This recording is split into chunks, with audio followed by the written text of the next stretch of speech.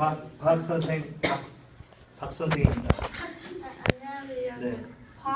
광준소 신문부 기자 과학부 김도훈이라고 합니다. 네. 아 이쁘게 생기셨나요? 결혼하셨나요? 요즘 아이들이 과학 공부랑 시험 공부를 노트 필기로 공부를 하는데 이 공부법에 대해 어떻게 생각하세요? 이게 중요하죠. 노트 필기를 했다는 건 결국 선생님 말씀을 잘 듣고 그거를 노트에다 옮겼다는 얘기잖아요. 선생님 말씀이 시험에 나올 가능성이 높고, 그럼 노트 필기한 거를 공부하는 게 아주 당연한 거 아닌가요? 대신 교과서는 읽고 계시나요? 교과서 혹시 교과서를 잘 보고 계세요? 아시겠지만 교과서에 있는 내용이 선생님이 가르치는 내용이고, 교과서에는 기본적인 것들이 다 들어있어요. 거기에 선생님이 이렇게 첨가, 부연 설명하는 것들을 아마 노트로 필기하는 것 같은데, 일단 교과서를 잘 읽고 선생님이 노트에 필기해 준 거를 잘 비교해서 공부를 하면 굉장히 효과적인 공부가 될 거예요. 따로 무슨 전과나 문제집 이거 안 풀어도 그걸로 충분히 공부가 될 것 같아요. 저는 좋다고 생각합니다. 저희가 요즘 생태계에 대해서 배우고 있는데 아이들에게 특별히 이 부분이 중요하다라고 하는 생태라는 건 동태, 명태 이런 생태계. 네. 생선이 아니고 생태계요. 결국 식물, 동물, 곤충, 살아 숨쉬는 모든 물, 자연, 그런 것들이 이제 생태계인데, 생태계는 파괴가 되면 어떻게 될까요? 거꾸로. 그러면 지구가 멸종. 그렇죠. 슬프잖아요. 결국 그러니까 생태계는 굉장히 중요하겠죠. 그리고 먹이사슬이라고 하죠. 먹이사슬.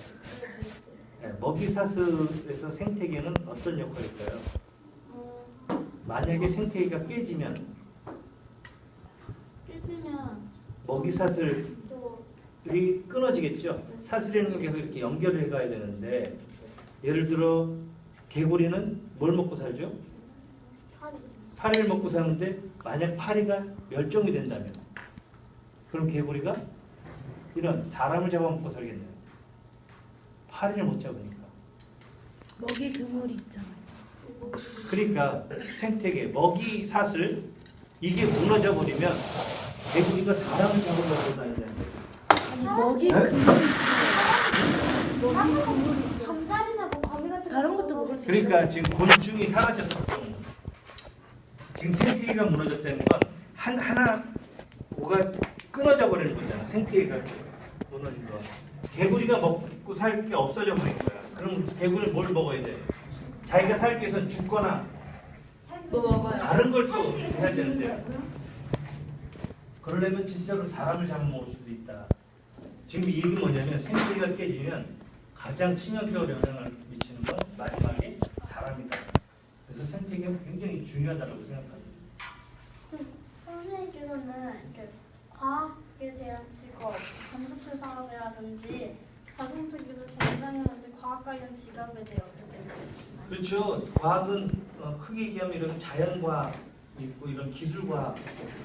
기술과학에는 이 하드웨어를 다루는 게 있고 또 소프트웨어를 다루는 IT라고 하죠. 이런 기술들이 있는데, 결국 인류가 계속 발전하면서 덩달아 발전해 나가는 속도가 굉장히 빠르게 나가는 게 이런 기술과학, 테크놀로지 혹은 IT 쪽인데, 그런 쪽의 전문 인력들이 굉장히 대우도 받고 있죠.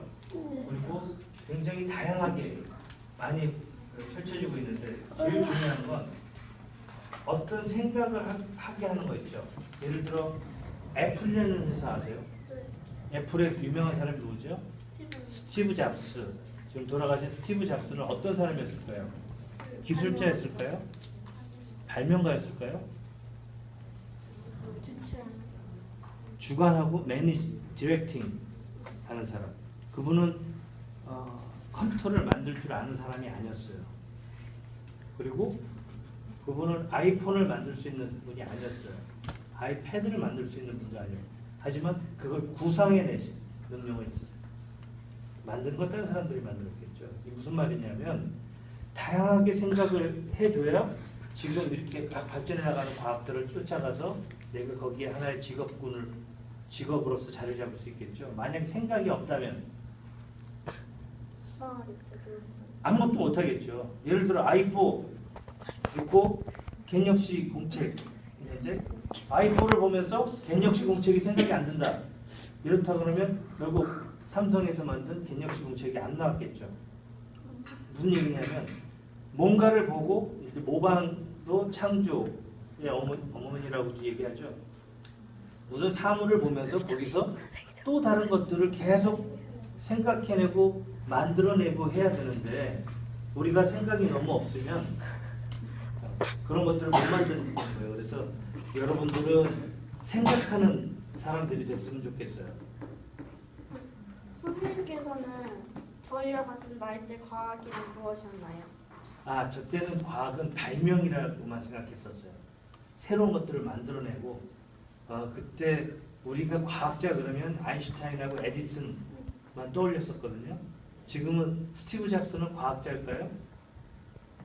아닌데 과학을 통한 무슨 기계들을 만들어내잖아요. 그래서 예전하고는 이제 굉장히 많이 달랐는데 우리 때는 에디슨.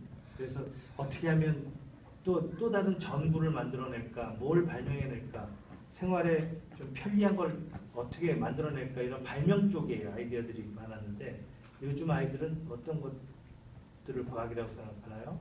요즘 어린이들은? 딱히 크게 나아가 그냥 뭐 창의력이라든지 그런 거를. 그래요. 근데 창의력이 굉장히 중요하고 그게 밑바탕이 돼야 돼요. 제가 작년에 아트 앤 사이언스라는 대회를 한번 만들어 본 적이 있었어요. 뭐였냐면 과학을 생각해보고 과학을 그림으로 그려라. 그리고 그 그린 거를 말로 설명해봐라 하는 사이언스 스토리텔링 같은 대회를 해봤는데 그때 대부분의 어린 친구들이 그린 그림이 뭐였게요? 너희들 뭐였지 알아? 뭐였을 것 같아?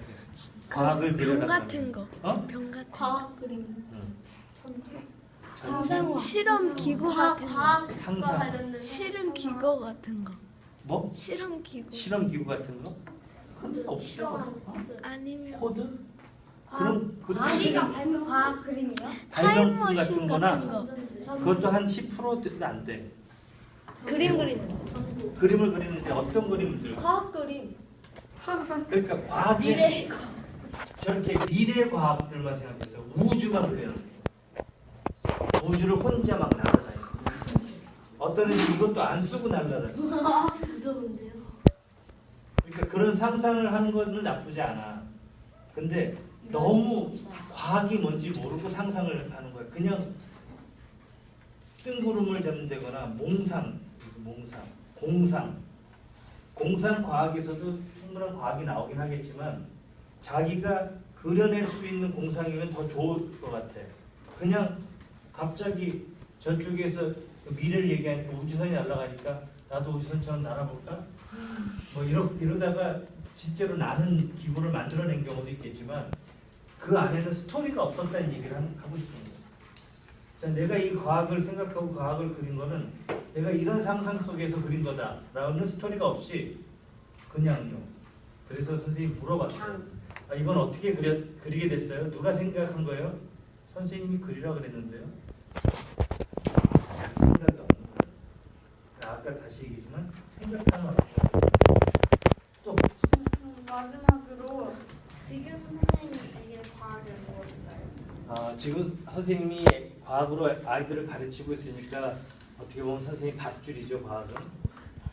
그리고 아까도 얘기했지만 여러분들한테 창의적인 생각들을 계속 이런 과학을 통해서 심어주고 싶고 우리나라가 과학 쪽의 노벨상, 노벨 평화상은 한 분 계셨지만 과학 쪽의 노벨상을 받은 애가 한 번도 없잖아요.